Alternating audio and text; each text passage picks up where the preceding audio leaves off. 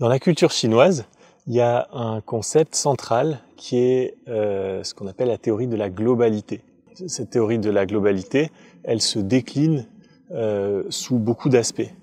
Il y a un aspect qui est très utilisé en énergétique chinoise et c'est ce qu'on appelle les 3 trésors. Et en chinois, ça se dit Sanbao.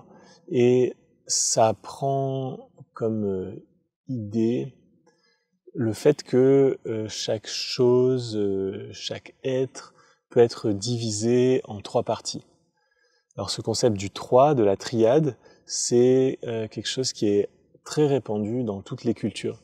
Dans le christianisme, il y a le Père, le Fils, le Saint-Esprit.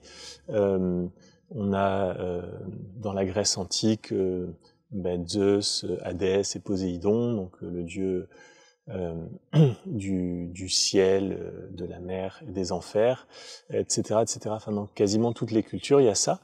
Et c'est comme si ce 3, c'était, on peut dire, déjà une certaine globalité, une certaine totalité.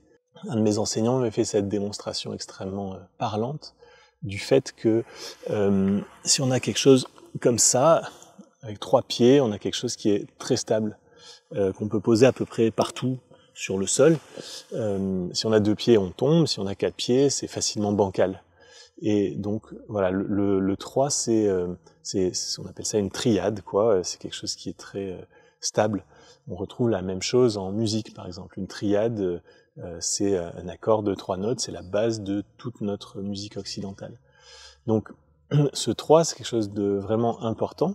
Et les anciens Chinois, ils ont découpé absolument tout en 3. Quand on dit découper, ça veut dire qu'on considère chaque chose comme étant constituée de 3 constituants fondamentaux. Par exemple, on dit que dans le ciel, il y a le soleil, la lune et les étoiles.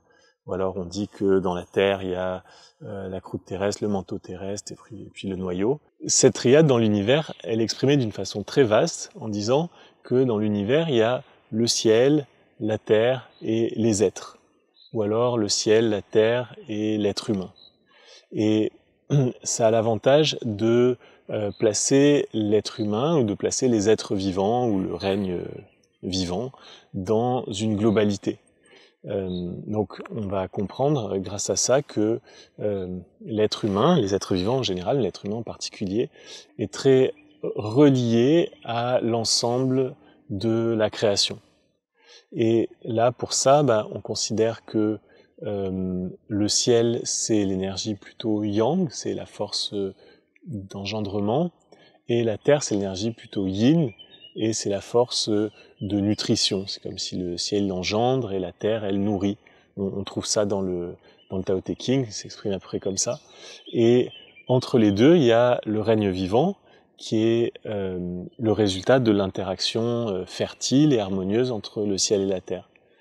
Dans le Tao Te Ching, il y a cette phrase, par exemple, qui dit le 1 engendre le 2 et le 2 engendre le 3. Le 1, c'est l'unité originelle. Le 2, c'est quand ça se divise en yin et yang. C'est comme la première cellule dans l'utérus maternel. Quand elle se divise en yin et yang, ça fait 2 cellules. Et là, ça fait le ciel et la terre. On retrouve ça dans quasiment tous les mythes de création. Qu'au début, il y a un chaos indifférencié, et après, il y a un dieu créateur, ou un génie, ou un démon, ou quelque chose qui va séparer le ciel et la terre, ou alors le ciel et l'océan. Là, ça crée du coup la dualité, ça crée le yin et le yang, et ce yin et yang peuvent créer le 3, c'est-à-dire le règne du vivant, et y compris l'être humain. Dans l'être humain lui-même, on retrouve ces 3 aspects, et c'est exprimé sous forme de l'essence, l'énergie et l'esprit. Donc l'essence, c'est la matière du corps, c'est sa dimension yin. L'énergie, c'est l'état entre les deux. On veut dire que l'énergie est liée au règne du vivant, et l'esprit est relié au ciel et relié au yang.